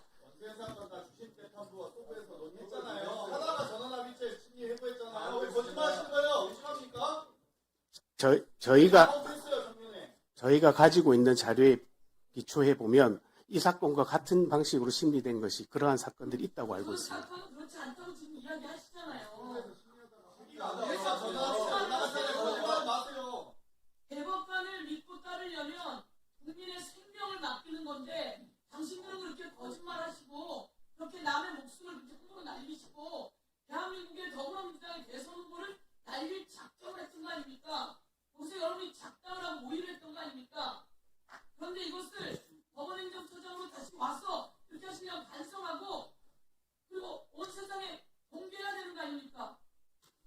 그게 아무리 돌아와도 맞는 일입니까? 맞지 않잖아요. 맞지 않다고 이야기하셔야 정의로운 거 아닙니까? 실망입니다. 감사합니다. 네, 김용민 의원님 발언해 주십시오. 네, 지금 오늘 이렇게 법사위회를 쭉 보신 국민들께서는 이미 판단을 하셨을 것 같습니다. 지금 법원행정처장이 오늘 이 자리에 왜 와 있는지 도저히 모르겠다. 그리고 답변 태도나 이 현재의 상황을 인식하는 그 인식 수준이 국민의 눈높이에는 전혀 맞지 않는다라고 생각합니다. 그래서 오늘의 결론은 저희는 이 법사위는 적어도 박영재 법원행정처장을 인정할 수 없다라고 볼 것입니다. 조희대 대법원장은 신속하게 인사 다시 하시기 바랍니다. 이거 지금 국회와 한번 싸우자고 하는 겁니까? 법사위와 싸우자고 하는 겁니까? 어떻게 이런 인사를 하고 한마디 사과가 없습니까? 위원장님, 여기에 대해서는 우린 단호한 조치를 취해야 되고 단호한 입장을 취해야 된다고 생각합니다. 그리고 국민의힘 의원들 질타 안 할 수가 없습니다. 지금 하루 종일 법원 방탄하고 이제 나가버렸지 않습니까? 이분들 도대체 무슨 얘기를 하고 있었습니까? 법원을 계속 옹호만 하고 있습니다. 국민의 눈높이에 맞지 않고 국민 주권을 침해하려고 했던 그 중차대한 사건에 대해서 법원의 판결에 대해서 왈가왈부하지 마라 라는 형식적인 논리, 해괴망측한 논리로 계속 퉁치고 넘어가려고 합니다. 이런 식으로 시간 끌고 넘어가려고 하는 것, 그 저희가 무엇인가 생각 안 할 수가 없습니다. 지금 법원에서 국민의힘 이쪽에서 배출한 대통령과 국무위원들 그리고 이쪽에서 배출한 국회의원들 싹 다 재판받고 있지 않습니까? 내란이 인정되고 내란이 확정되면 내란 정당 해산될 테니까 지금 겁먹어서 법원 앞에 바짝 엎드린 거 아닙니까? 법원 행정처장 우리 잘 봐주세요. 지금 이러고 있는 거 아닙니까? 이게 법사위가 지금 그런 장이 돼버렸습니다. 국민들께 너무 부끄럽습니다. 지난 5월 1일 전화답의체 판결은 대통령 바꿔치기 시도입니다. 조이대에 의한 국민주권 침해라고 우리가 계속 주장했지만 실제 그 작전에 국민의힘이 조응했지 않습니까? 자기들이 뽑은 대통령 후보 김문수를 갑자기 한덕수로 교체하겠답니다. 느닷없이. 그것이 바로 대통령 바꿔치기 하려고 했던 그 작전 같이 모의하고 실행했던 거 아닌가요? 국민들은 그걸 의심하고 있습니다.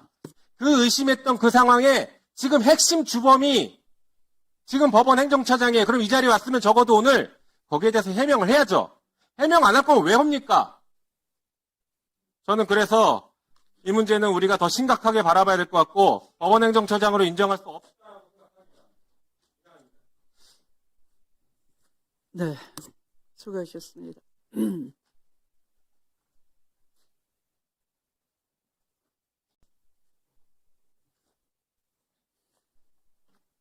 법원행정처장님, 네. 아까 판결을 승복해야 된다라고 하셨죠? 네, 판결 이 확정된 승복합니다. 판결에 대해서는 승복을 해야 네, 확정된 판결 승복합니다. 그러면 재심제도는 왜 있습니까? 법률을 고쳐서 형사소송법이나 민사소송법의 재심 재판 없애버릴까요? 입법 발의해서 행정처장님의 말이 진리이시면 없애버릴까요? 해제해야 될까요? 그 재심 제도를. 재심은 그럼 왜 있습니까?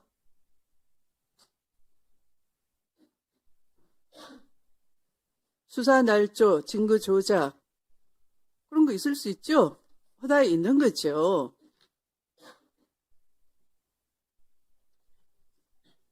(2005년) 법원이 특히 공안 사건, 국정원, 과거 안기부 또는 경찰이 또는 검찰이 강압수사, 증거조작, 날조수사를 해서 인권 침해를 하고 판결이 논리 모순으로 가득 찼을 때 그런 암울한 과거가 있었습니다. 군부 독재 시절. 네. 그런 과거사를 재조명해보자 해서 200건 이상이 이건 판결이 분명히 문제가 있다 라고 본 적이 있죠. 그때가 대법원장이 성함이 누구십니까? 이용훈 대법원장님이십니다. 네. 기억하시죠? 그건 바로 법원 스스로가 승복할 판결이 아니다. 다시 들여다보자 했다는 거죠.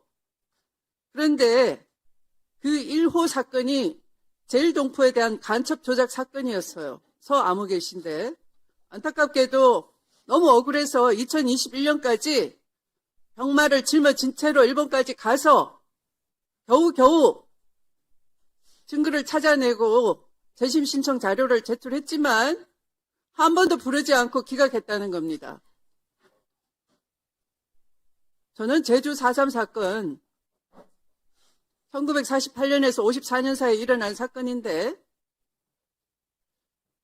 법무부 장관으로 있을 때 직권재심을 명했습니다. 직권으로라도 살펴야 되는 거 아닙니까? 고인이 됐더라도.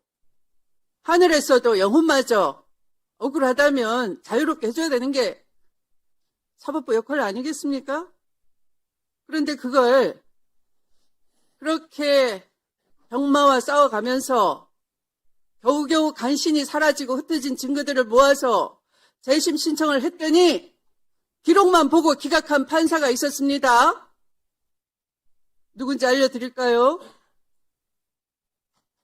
이용훈 대법관 시절에, 대법원장 시절에 240건 이상 부끄러운 사법 역사를 청산하자. 이거는 우리가 자체로 살펴보자라고 했는데 그 1호 사건 기각한 판사가 누구겠습니까? 보니까 우리 행정처장님하고도 같이 근무연이 있네요. 2012년에서 2015년 사이에 박근혜 정부 시절인데요. 중앙지법에서 같이 근무했네요. 대법원의 재판연구관으로 데리고 있었네요. 누구겠습니까? 바로 지난주에 김건희 도이치모터스 사건 포괄 일제를 마음대로 수개의 죄다라고 공소시효 다 지났다고 우기고 통정매매라고 공범들의 재판에서 인정했던 사실관계마저 부정하고 어거지 판결한 우인성 판사입니다. 이 정도 되면 우인성 판사가 우리 법원 행정처장님하고 같은 계보라고 해도 되겠습니까? 저는 우인성 판사님하고는 면식이 없습니다. 면식이 없습니까? 이건 어떻게 생각하세요? 제가 지금 드리는 아까 인혁당 판결에 대해서 그런 이상한 답변을 하셨는데 이용훈 대법원장께서 법원 자체적으로 다시 들여다보자 한 과거사 판결들에 대해서는 어떻게 해야 될까요? 어떤 대책을 갖고 계십니까? 행정처장님 정도 그 자리에 중책을 맡으시려면 이런 것에 대한 최후의 보루로서 역할을 못한 데 대한 대책을 갖고 오셔야 되는 겁니다. 예, 저도 이제 아까 취임사에서 말씀드렸던 것처럼 사법부가 잘못한 부분에 대해서는 찾아내서 아니 찾아줬어요. 예, 그런데 매장한 겁니다. 그걸 개선 매장한 지 20년 지났습니다. 그 사이에 많은 사람들이 죽었어요. 억울하게. 이런 소리마저 지금 윤석열 정권이 내란을 저질러서 성공하고 사법부가 엄호하고 그랬다면 이런 소리 나왔겠습니까? 저 같은 사람이 여기 있는 사람들이 살아있겠습니까? 여인형 리스트에 다 들어가서 지금쯤은 귀신이 돼서 구천을 떠돌겠죠?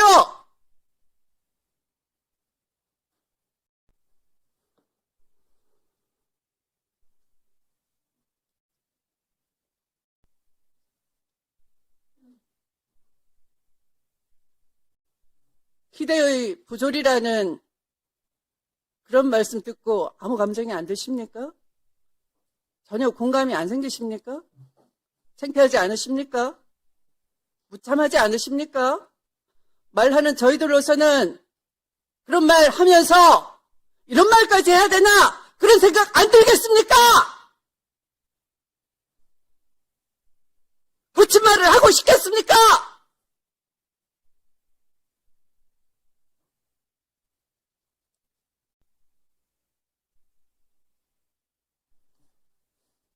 법원 행정처는 도대체 왜 있는 겁니까? 끼리끼리 사법시험 우수한 성적으로 붙고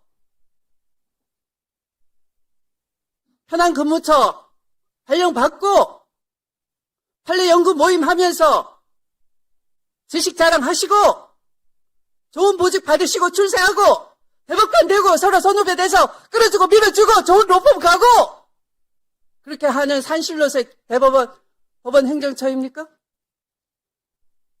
국민에 대한 책무는 전혀 없습니까? 법원의 부끄러운 역사에 대해서 어떻게 해야 되겠다는 방책은 없는 겁니까?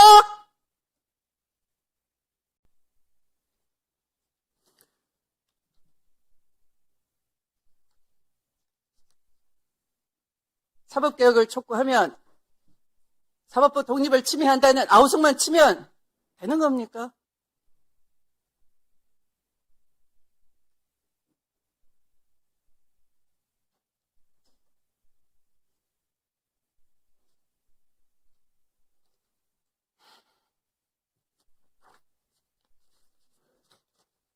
행정처장님이 자발적으로 물러나지 않으시면 우리는 청문회를 해보겠습니다.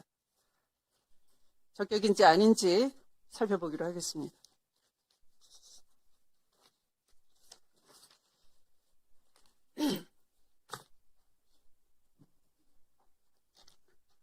더 이상 토론하실 위원님이 안 계시면 토론을 종결토록 하겠습니다. 그렇게 할까요?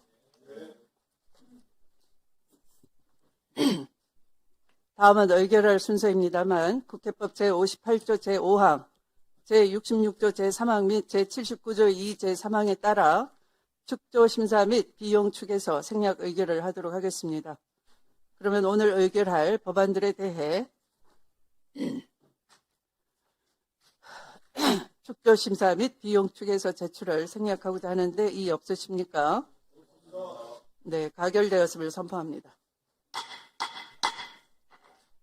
의결하도록 하겠습니다.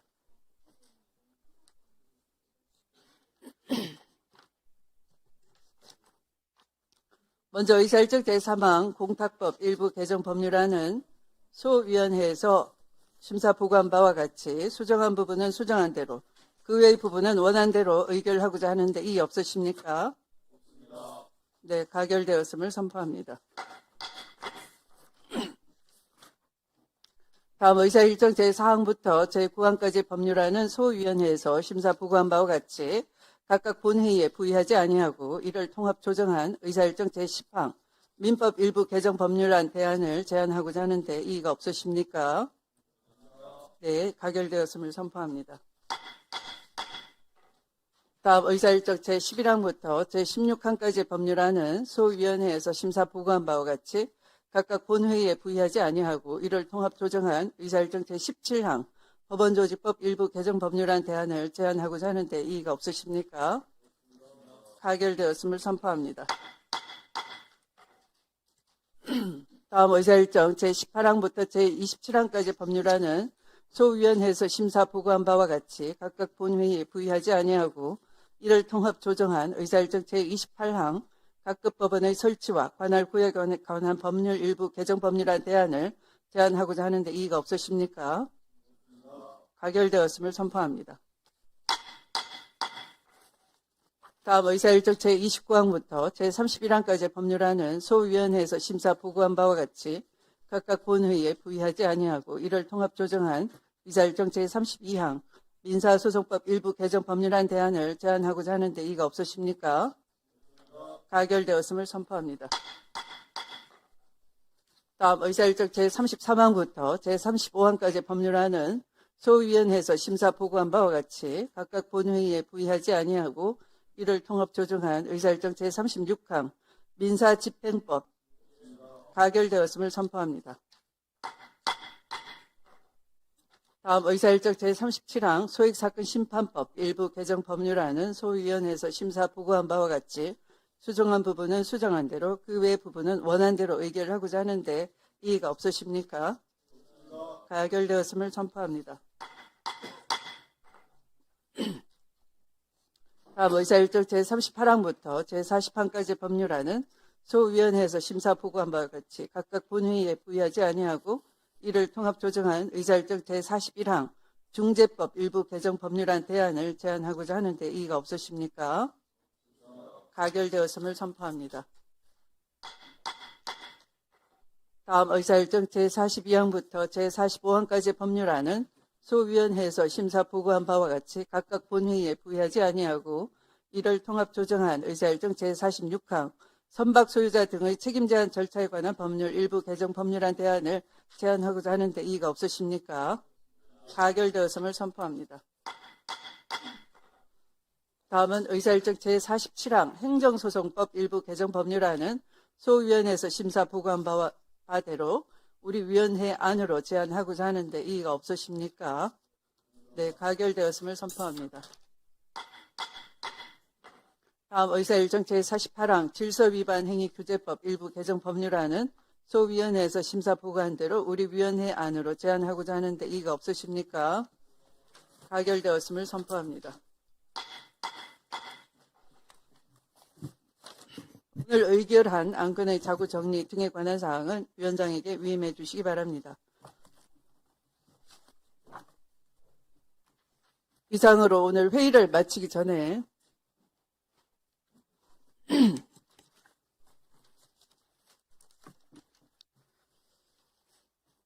법원 행정처 인사를 다시 할 필요성을 제기한 김용민 의원님의 의견은 아마 다수 국민이 동의할 것입니다. 법사위의 이해관계 또는 지금 대통령이신 분의 한 분의 이해관계를 반영한 것이 아닙니다. 대통령 바꿔치기 시도였다라는 것에 대해서 아마 정치적 발언이다 이렇게 오해하실 수 있습니다. 역사를 한번 상기시켜 드리겠습니다. 우리는 1956년, 1948년에서 8년이 지난 시점에 정권 교체를 할 뻔했었습니다. 아마 정권 교체의 전통이 있었으면 5.16 군사 쿠데타도, 전두환 광주 5.18도, 또는 4.19까지도 안 일어났을 수 있을 것입니다. 그때 정권 교체가 안 이루어졌던 이유는 바로 해공 신익희 선생이 대선 직전에 급서를 하셨기 때문입니다. 안타깝죠. 리더는 참으로 중요한 겁니다. 이것은 심장마비의 급서기 때문에 어쩔 도리가 없는 것이죠. 4년 지나서 또 대통령 후보가 있었는데요. 저는 이분을 제주 4.3을 굉장히 끔찍한 방법으로 토끼 사냥하듯이 사람을 많이 죽인 명령을 내리셨기 때문에 좋아하지는 않습니다. 그러나 당시에 다수 정권 교체를 바라는 국민의 희망이었고 바로 그분이 유석 조병옥 박사이십니다. 그분이 1960년 2월에 심장마비로 또 그분도 미국에서 사망하셨어요. 두 번이나 정권 교체할 만한 기량 있는 인재를 잃은 겁니다. 생물학적으로. 어쩔 수 없이. 4.19가 일어났고 연달아 5.16이 일어나서 독재가 시작됐습니다. 후진국형 독재인 것이죠. 혹자는 이것이 산업화의 기적을 이루었다라고 역사 속에 많은 용서를 하고 칭찬도 하십니다만 아마 우리의 국민성이 흥이 많고 머리가 좋고 창의력이 뛰어나기 때문에 제도가 민주주의였다면 빨리 각 지역의 특색을 살린 지방자치도 빨리 이루어졌을 것이고 경찰 제도도 검찰 제도도 선진국형으로 빨리 더 획기적인 발전을 이뤄낼 수 있었을 것입니다. 군사 독재를 하는 통에 군사 독재에 협조한 검찰은 수사권뿐만 아니라 영장에 대한 독점권마저도 가질 수가 있게 됐습니다. 이번의 이재명 후보에 대한 파기환송 판결은 이번 대선과 관련한 위반 행위가 아니었습니다. 이미 낙선한 후보의 지난 선거에 있어서 어떤 특정인을 대상해서 토론에 있었던 아느냐 모르느냐 그 사업이 비리 사업인지 아닌지도 밝혀지지 않은 가운데 경쟁 후보가 대장동 사업이 비리다라고 낙인을 찍으면서 어떤 특정인을 내세워서 그 사람을 알아 몰라 인식을 가지고 판단을 하신 거예요. 그걸 대법관 주심으로서 법률 문제라고 우기십니다. 저도 판사입니다. 그러나 그것은 사실 인식에 관한 문제입니다. 사실 문제입니다. 법률 문제가 아니에요. 법률심에서 마음대로 할 수 있다라고 하시는데 사실 인식에 관한 판단이 문제고 사실 문제입니다. 굳이 따지자면. 그런데 그걸 지난 선거에 있었던 인식의 문제, 토론에 있었던 문제 가지고 급히 서둘러서 이례적으로 온갖 내규를 다 어기시고 그 내규 왜 있는 겁니까? 사법부 독립을 인정하기 때문에 있는 겁니다. 그런데 그 독립된 권한마저도 정적 사례를 위해서 남용을 하신 거예요.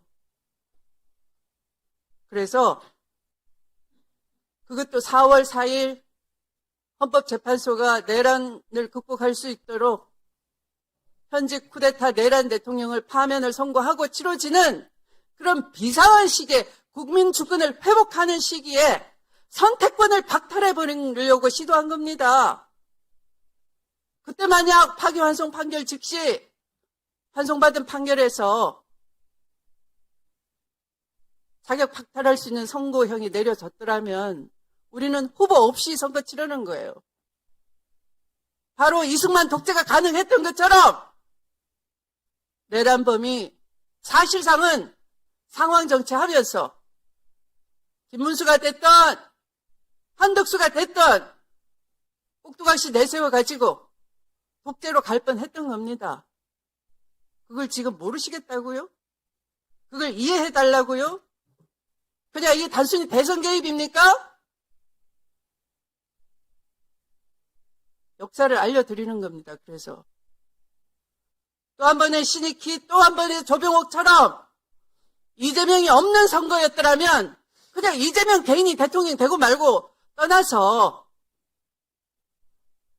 우리는 극복할 수 없는 독재의 길로 쉽게 빠져드는 겁니다. 그래서 사법정의 회복은 이루어질 수 없는 거였어요. 아까 이용훈 대법원장님 말씀 드렸는데, 그럼 또 수백 건, 수천 건이 억울한 사건이 또 생기는 겁니다.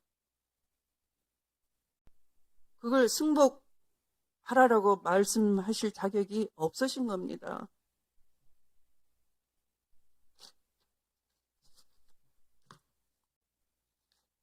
하도 기가 차서 드리는 말씀입니다. 전혀 공감을 하시는 눈치가 아니셔서 어쩌면 저리도 눈치가 없나 하도 개의해서 마지막 잔소리를 좀 했습니다. 듣기 거북하셨겠지만 다시 한번 숙고해 보시기 바랍니다.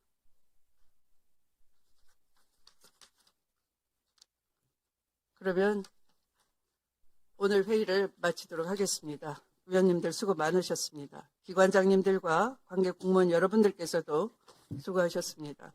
일요일인 2026년 5월 29일까지로 연장하는 것을 우리 위원회의 의결로서 요구하고자 하는데 이의가 없으십니까? 네, 이의가 없으므로 가결되었음을 선포합니다. 다음 의사일정 제2항 증인 고발의 건을 상정합니다. 이 안건은 국회에서의 증언 감정 등에 관한 법률 제14조 제15조에 따라 2025년 9월 22일 검찰개혁 입법청문회와 10월 23일 서울고검 등에 대한 국정감사에 출석한 엄희준 증인의 위증에 대해 고발하고자 하는 것입니다. 엄희준 증인은 첫째로 25년 9월 22일에 법사위의 검찰개혁 입법청문회에서 또 2025년 법사위 국정감사에서도 일방적인 지시는 하지 않았고 주인검사의 의견을 들었다라는 취지로 증언한 바 있습니다. 그런데 25년 9월 24일의 언론보도에 따르면 당시 엄희준 부천지청장은 검사 메신저를 통해서 쿠팡 무혐의를 지시했다라는 내용이 확인됐습니다. 둘째, 엄희준 증인은 25년 9월 22일 법사위 검찰개혁 입법청문회에서 25년 2월 21일 가장 사건 내용을 잘 아는 주인검사에게 증거관계를 들었다라는 취지로 증언을 했습니다. 그러나 25년 10월 23일 법사위 국정감사에 출석한 문지석 검사의 증언에 따른다면 당시 주인검사인 신가영 검사는 정기 인사로 인해 사건을 맡은 지 보름여밖에 되지 않은 상태였습니다. 셋째, 엄희준 증인은 25년 10월 23일 법사위 국정감사에서 3월 5일 문지석 부장이 무혐의 하는 것에 동의한다라는 취지로 증언을 했습니다. 그러나 25년 10월 23일 문지석 검사는 법사위 국정감사보다 앞선 25년 10월 15일 기후노동위 국정감사에서 불기소 처분에 동의하지 않다라는 취지로 증언한 바 있습니다. 자세한 내용은 배부해드린 자료를 참고해 주시기 바랍니다. 이 안건에 대해 의견 있으신 위원님 계십니까?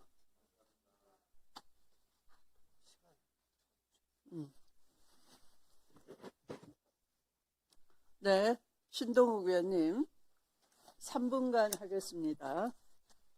예, 지금 어미준 정인에 대한 위정 고발 사유를 보면 이런 걸 가지고 어떻게 위정으로 고발을 할 수가 있겠습니까? 첫 번째가 일방적 지시하지는 않았고 주임검사 의견을 들었다고 했는데 언론 보도에 따르면이라고 하는데 우리 국회가 언론 보도를 가지고 위정을 판단하는 것 자체가 있을 수 없습니다. 언론 보도도 오보도 많고 또 언론 매체에 따라서 여러 가지 다양한 의견을 개진하는 경우 많은데 언론 보도를 가지고 위정한다. 이거는 제가 상식적으로 좀 맞지가 않고 두 번째, 신가영 검사가 사건 맡은 지 보름여밖에 안 되는데 어떻게 사건 내용을 잘 아는 주임 검사에게 점검한 게 들었다라는 것이 말이 되느냐. 이제 이런 취지로 위정이라고 그러는데 사건 맡은 지 보름밖에 안 되면 잘 모릅니까? 제가 검사 안 해봐서 모르겠는데 적어도 제 경험으로는 보름 정도면 중요한 사건은 수사를 안 했다고 하더라도 그동안 수사해 놓은 거 보면 사실관계를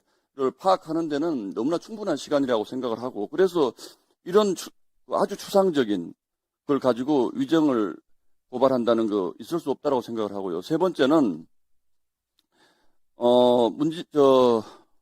어미준 정인보다 먼저 나온 문지석 검사가 기후노동위 국정감사에서 동의하지 않았다라는 취지를 정언했는데 그 다음에 나온 어미준 정인이 무혐의하는 것에 동의했다라는 취지로 정언했다고 그러는데 그런 문지석 검사와 어미준 정인의 정언이 다른 것 아니겠습니까? 그런데 일방적으로 문지석 검사의 말은 맞고 어미준 정인의 정언은 위정이다라고 하는 그런 단정적인 판단을 할 수가 있습니까? 그래서 결론적으로 이 세 가지 위정의 그 이유를 보면 단 하나도 위정을 했다라고 확실한 게 없습니다.